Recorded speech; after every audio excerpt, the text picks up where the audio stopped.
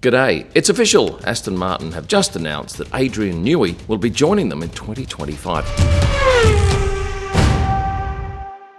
Adrian Newey is the Leonardo da Vinci of Formula One. He designs cars that go fast, real fast. He's won titles with cars designed for Williams, McLaren and Red Bull. Effectively, if you want to win a world championship, you need a fast car. Yes, drivers are important, but the best driver will struggle to win in the worst car. And at Red Bull, he nailed it, producing stunning vehicles over the years that he's been with the team. But earlier this year, on May the 1st, he announced that he would be leaving the team at the end of 2024. And since then, he's been fielding offers from just about every F1 team. So today he's announced that he's accepted Lawrence Stroll's offer of a lot of money to go and work with Aston Martin. Now, the BBC reported that the deal is a 5-year one, worth just shy of US $200 million over that period. Now, there is some confusion over the amount of money involved, but I think we can safely say it's a minimum of £20 million per year. But of course, with performance bonuses, that could bump up to way more than that. There's no surprise that Lawrence Stroll has quite a bit of money and is a persuasive man when it comes to getting what he wants. So he's convinced Adrian to stay in the UK and move some 28 minutes away from the Red Bull headquarters to the Aston Martin headquarters, which is right opposite the entrance to the Silverstone circuit. It turns out that Jeremy Clarkson's comment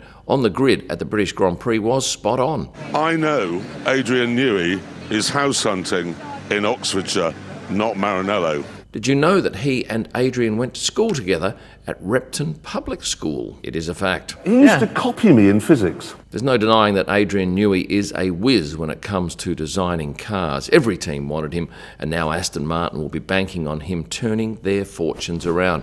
So let's go back to the money. £20 million, which works out at $26,262,917 US dollars and 52 cents, based on the exchange rate a couple of days ago. Now, only 2 drivers in Formula One earn more than that. They are Lewis Hamilton and Max Verstappen. But they put their lives on the line every time they go out in that car. They have to train their asses off, they have to deal with fans, and their performances are critiqued day in and day out on a world stage and in minute detail. A designer, on the other hand, they just need to know their shit. And clearly, Adrian does. If Adrian works, say, 48 weeks a year, because he'll have to have some holidays, he'll earn $547,000 US dollars a week. That's $109,400 a day if he's working a 5-day week, $10,940 an hour if he works a 10-hour day. But in all likelihood, he'll be spending way more than 48 hours a week on this project. He'll be thinking about it every single waking hour. Let's compare his salary to, say, his old boss, Christian Horner. He'll be on more than double what Christian earns. And if you have a look at Aston Martin's team principal, Mike Crack, I'm guessing he's on perhaps $1 to $2 million. Look, even if it's $3 million, he'll be earning significantly more than Mike, his boss. So is it just glory that Aston Martin will be banking on by bringing Adrian to the team, perhaps a world championship? No, it's money as well. When you look at last year's breakup of the prize money, at the top, Red Bull, estimated around $140 million. But look where Aston Martin sits, and their revenue last year, $104 million. So if they pay an extra £20 million, but they bump up to first, and look, it won't be in 2025. It probably won't be until maybe 2027. They get their money back in that year at least. For those of you who don't know much about Adrian, very quiet man. I see him at the track a lot with his notebook, and he just seems to wander around and just take everything in. Stands on the grid, looks at Red Bull's car and others, and ponders. He has designed cars that have won 12 Constructors and 13 World Drivers' Championships. The first championship-winning car was the 1992 Williams. Then he won another 4 Constructors with them, 1 for McLaren and 6 with Red Bull.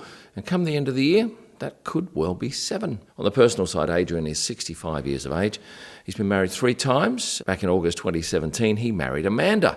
She is a real character. I catch up with her quite a bit at the track and chat. Amanda is actually from South Africa, and the pair spend some time in that country each year. She was recently at the Silverstone race having a hug here with Mika Häkkinen, and afterwards I asked her where she thought she might be living next year. Well, she was pretty cagey about that, and quite frankly, at that time, perhaps didn't even know. Of course, he was rumoured to be going to Ferrari, but that would have been a move to a different country, learning another language perhaps, And I think just the money and the ease of staying at Aston Martin was a big enough incentive to keep him in England. Back in 2012, Adrian was awarded an OBE in the New Year's Honours list for services to motorsport. He doesn't do all races, and certainly this year he has done perhaps fewer than years past as the team, Red Bull, phase him out of the important stuff that they're doing for 2025 because, of course, next year he will be a competitor of theirs.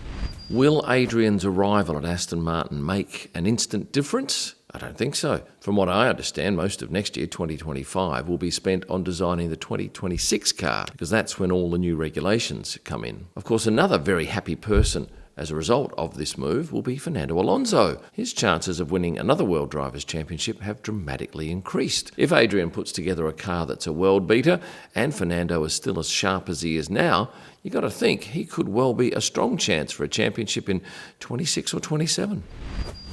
Of course, Adrian's life revolves around cars, and on the subject of road cars, he owns one of these. This is a McLaren F1. And this one is an actual X-race car. He bought it back in 2010, and this car has actually won the Japanese series in the late 90s with JJ Leto and David Brabham behind the wheel. So what for Red Bull now? Well, if you go on past performance, it doesn't look good because every time Adrian Newey has left a team, that team has suffered a performance dip. Some short-term, some long-term. And already we are seeing that the Red Bull this year is starting to flounder. Of course, Max Verstappen's acutely aware of this, and it's highly unlikely that he'll want to stay too long if the downward performance trend continues. So this, of course, is a real worry for Red Bull, having a car that's on the decline and a driver, a world championship driver, who is perhaps looking to go elsewhere. Another thing I'll be looking for at the end of the year in Abu Dhabi is whether or not the long-standing tradition that F1 teams have of when a person leaves one team to go to another, the team he's leaving from actually delivers that person to the new team in a rather, unusual way. And I always hark back to this fella here who was being delivered up to his new team, having been basted with a whole lot of food and oil and delivered on one of these tyre trolleys. Will they do the same with Adrian Newey? I think he probably gets a bit more respect than that, so I dare say that that won't be the case. But certainly it'll be a marvellous moment for me to get those final pictures of him saying goodbye to Christian,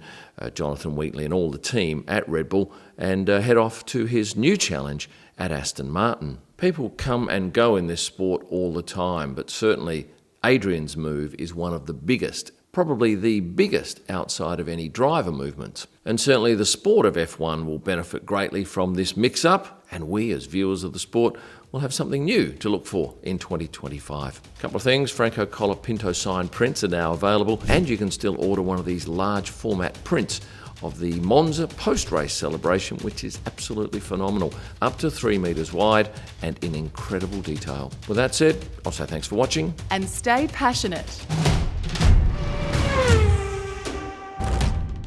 He will earn £547,000 a week.